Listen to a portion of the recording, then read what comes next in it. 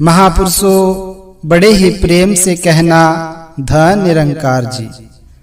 महापुरुषों इस निराकार प्रभु परमात्मा की भक्ति में बहुत शक्ति होती है, क्योंकि कहते हैं कि जो सब सहारे और आश्रय छोड़कर बस केवल इसका ही स्मरण करता है और इसको ही भजता है, तो ये निराकार प्रभु परमात्मा भी उसके ऊपर अपनी विशेष कृपा जरूर करता है।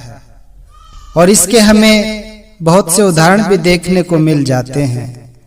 जैसे महापुरुषों जब द्रौपदी ने सभी सहारे और आश्रय छोड़कर भगवान श्री कृष्ण का सुमरण किया था, तो श्री कृष्ण ने उसकी भी लाज बचाई थी।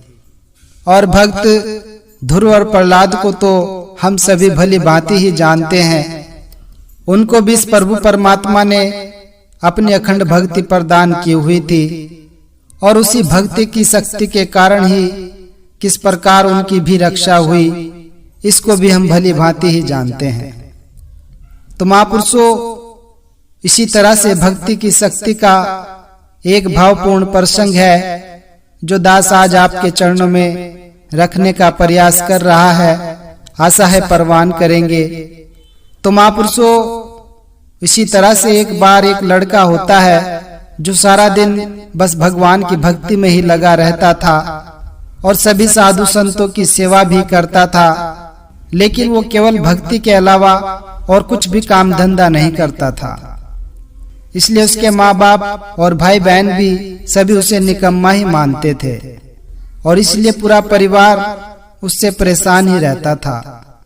और उसी नगर में एक राजा भी था, पर उस राजा को कोई भी संतान नहीं थी, और इसलिए उसके राज्य के ज्ञानी पंडितों ने उससे कहा कि हे राजन, अगर आप किसी नौजवान युवक की बलि दोगे तो आपको संतान की प्राप्ति अवश्य हो जाएगी।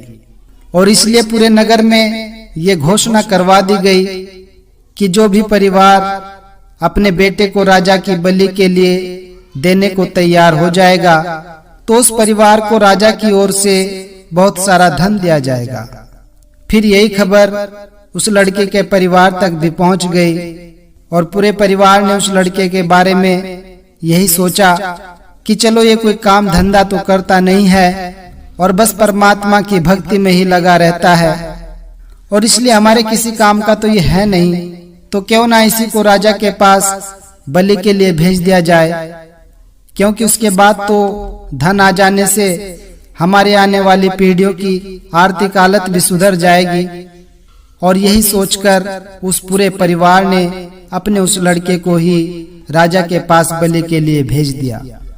फिर अगले दिन उसकी बलि से पहले उसकी पूजा की जाती है, और उसकी बलि देने से पहले उसे बहुत अच्छी तरह से खिलाया पिलाया जाता है। और फिर बलि देने के समय राजा उससे उसकी अंतिम इच्छा पूछता है। तो महापुरुषों वो लड़का अपनी अंतिम इच्छा में केवल थोड़ी सी मिट्टी ही मांगता है, और उस लड़के को थोड़ी सी मिट्टी दे दी जाती है। फिर उसके बाद वो लड़का उस मिट्टी के 4 ढेर लगाता है, और उस मिट्टी के लगे 4 ढेरों में से 3 ढेर को वो लड़का लात मारकर गिरा देता है, और बस एक ढेर को ही वो बिना गिराए ऐसे ही छोड़ देता है। और ये सब कार्य करने के बाद ही वो लड़का उस राजा से कहता है कि राजा, अब आप मेरी बलि दे सकते हो।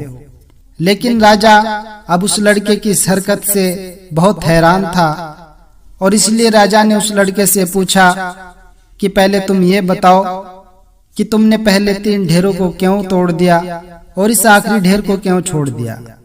तो उस लड़के ने कहा कि आप इस बात को बस यहीं रहने दो, और अब आप इसी समय बस मेरी बलि दे दो। राजा ने कहा कि ये मेरा आदेश है, बताओ तुम्हारे ऐसा करने के पीछे का अर्थ क्या है।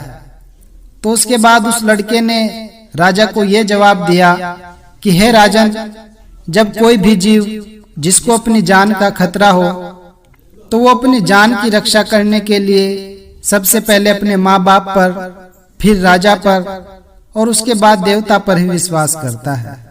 लेकिन यहाँ तो मेरे माँ बाप ने ही मुझे बेच दिया है, और राजा जो प्रजा की रक्षा करता है परंतु यहाँ तो राजा ही मेरी बलि दे रहा है और फिर जीव देवता की तरफ देखता है, लेकिन यहाँ तो देवता को ही मेरी बलि दी जा रही है। लेकिन ये जो अंतिम ढेरी है ये मेरे प्रभु परमात्मा की है, जिनकी मैं भक्ति करता हूँ, और मुझे अब भी अपने परमात्मा पर पूरा विश्वास है कि वो अपने भक्त की रक्षा जरूर करेंगे। इसलिए मैंने इस ढेरी को नहीं तोड़ा है। और फिर ये सब सुनकर उस राजा का मन भी बदल गया और राजा ने सोचा कि ये नौजवान तो बहुत ही समझदार है, तो क्यों ना मैं इसी लड़के को ही मैं अपना पुत्र बना लूं। और फिर यही सोचकर ही राजा ने उसकी बलि देने का विचार अपने मन से त्याग दिया और अब उस लड़के को ही अपना पुत्र बनाने का फैसला कर लिया। फिर उसके बाद राजा ने उस लड़के को अपना उत्तराधिकारी भी घोषित कर दिया। तो इस प्रकार उस लड़के को अपने प्रभु परमात्मा की भक्ति और अटूट विश्वास का फल प्राप्त हुआ। तो महापुरुषों, इसको ही भक्ति की शक्ति कहते हैं।